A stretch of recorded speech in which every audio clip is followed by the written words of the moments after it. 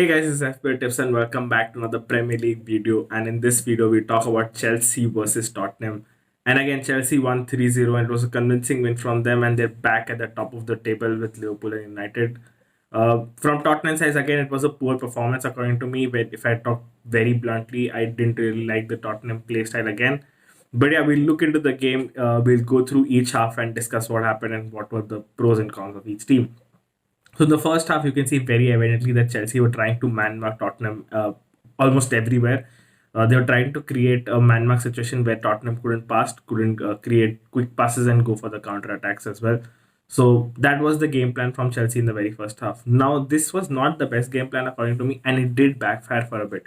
For a very major reason, which is Harry Kane. What happened is Harry Kane at most occasions was dropping deep, which created an extra man in midfield which led to a lot of spaces. So the two big chances that actually Tottenham had were the Sun chance and the Regular chance was because of this. Because Kane was dropping deep and Christensen was bound to go outside of his position to actually track Kane.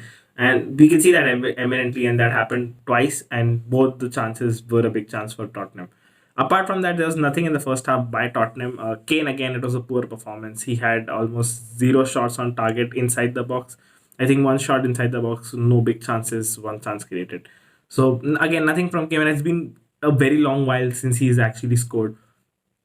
And I think it's because of the tactics as well. Nuno has been using him very, very deep lately, and he's been used as a more creative role than as a striker poacher who needs more crosses inside the box to score goals.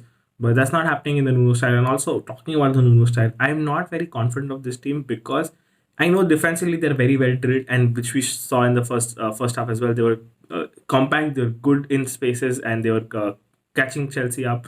They didn't let Chelsea really attack a lot, which is good and decent on Tottenham's half. But again, there has to be a game plan. So this is a situation where Nuno is right now. I think he's not a very counter-attacking manager who's not counter-attacking every team, but then he's trying to play a 3-4-3, trying to create chance games and trying to create chances for attackers, which is not falling in his path because everything is going centrally. There's nothing on the flanks a lot of times. Unless a team is low block, then he switches to a flanks a lot because that's the only way you can get inside the box. But majority it's Kane passing to Son and maybe Ali passing to Son and a 1-2 back, and then it's a counter attack again. So I'm not sure how this team will proceed in the league ahead. Not very confident of Tottenham finishing in the top six the way they are playing right now, and not very. I'm not really very liking the Nuno style of football as of now as well. Talking about Chelsea, first half was really really poor. I think the man mark did not really work because of Kane, and it got broken down a couple of times as well. In the first half, I think there are only two chances. For the one chance very early on for Havertz, I think it can't be called a chance, but that was an occasion where we could have capitalized. The second one was the Mount chance where Mount from the half line mark did make a very good run with the ball, and he scuffed the shot at the end, which was another good chance for Mount. Apart from that, in the first half, there was nothing that Chelsea did a lot. They were struggling to break down the Tottenham defense, which was eminently changed in the second half. Mount did not have a very good game, and we saw it. He had only one chance. He created only one chance. He had a couple of crosses, but most of them got intercepted by Dyer. So in the second half, Tuchel made the very good impact change of bringing in N'Golo Kante instead of Mount, which provided two things. N'Golo Kante provides you an extra midfielder, obviously in midfield, but his attacking potential is also there. And we've seen in the past that he can really take shots from distance, he can score goals, he can get inside the box. And it was eminent when he played in the second half. He's tracking back. The fact that the Tottenham were trying to put Kane deep and creating an extra man midfield, Kante was there. Kante was tracking back Ali. He was tracking back Kane and everyone in the midfield. Second half as well, Chelsea did not use the man mark, so they stuck to a standard 3-4-2-1 kind of a formation, and they were not doing the man mark thing. So they were very playing position wise, which helped Chelsea a lot because now they were very solid defensively. No man was going out of position, and plus they had Kante in defense and attack, and his speed, his stamina, everyone knows about it, and he was a great addition in the second half, which created a lot of chances for Chelsea because he was taking balls. He had interceptions and tackles in the second half, which maybe we were missing slightly in the very first half. Second half, Alonso was directed to get inside the box much more. So he had 5 shots inside the box and 6 shots in total, which is great for a left wing back. And he created 3 chances, which was also second highest in the game. He had, I think, one big chance as well, which was also highest among defenders. So the number of shots and number of chances Alonso has been creating has been great for Chelsea. We can see this increase, and a lot of FPL managers are also asking the question which Chelsea defender should we go for. I think the safest has to be Rudiger with the performance he's putting out. But with the minutes that Alonso is getting, he's played almost all minutes in the Premier League. So I think Alonso is there for the long term. He's playing really good football and he's suiting Tuchel's tactics. So he could be the guy you can get in your team. He had a big chance for himself. You see, the runs he's making, he created a chance for Havertz and then went inside the box. He could have scored that. Unfortunately, Dyer saved it on the line. But again, he's there in those positions where he's scoring, and he's also on set pieces and corners. He got an assist through the corner set piece as well. I think if you're going FPL wise, Alonso is a great bet. I know there's going to be some rotation, but I think at this moment of time, with the performance he's putting, he's very safe. Another player that we need to talk about is Romelu Lukaku. He had the highest XGI in the game, which was 1.35, an individual XGI.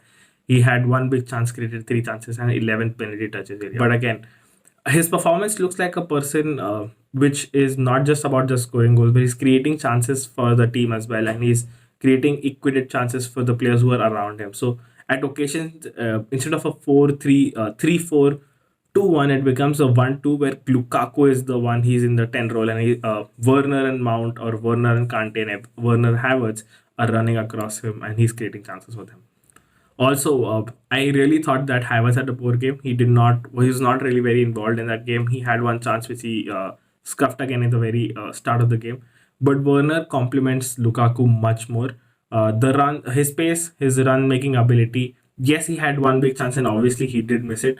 But the pace that he provides alongside Lukaku is really essential in terms of direct attack through the center. And I think if Tuchel plays Werner alongside Lukaku much more, then we can actually score more goals. I think the link up is there as well, and if Werner can finish some chances, then he'll be able to score more as well. But apart from that, I think we've covered most of the Chelsea players. One obvious special mention has to be Thiago Silva. He was a boss in defense. He had 6 recoveries, 3 tackles, and 7 interceptions, and he was amazing in the air as well. Even in the attacking threat, he had a couple of chances which could have been goals. He scored a goal, obviously, but there were two specific headers which could have been goal, which were great saves by Lores. So, great defensive asset and great player for the Chelsea team. As an FPL asset, obviously slightly overpriced. I wouldn't expect this performance every week, and you don't get a lot of points for interception and tackles. But as a football asset, he was really, really phenomenal on the pitch that day, and he really had a very huge impact in the defense. Also, Rudiger, yes, he's been great, and his tackles have become very clean. So he's also a plus point for Chelsea, where in occasions where you need tackles, he is the man who's doing it, and he's doing it clean. So he's not giving away penalties like he used to a while ago. That's also something that Chelsea have improved immensely. But yeah, that was the game overall. I think first half was pretty much very stagnant. Tottenham had 2 chances, not a lot for Chelsea. But second half, when Kante came on, things changed. It's like having 12 man on the pitch because you're having an extra attacker, and he's back in defense in second. So that changed the game a lot for me, in my opinion. And yeah, he made the difference. And then again, sticking to a formation rather than a man marking situation also helped Chelsea.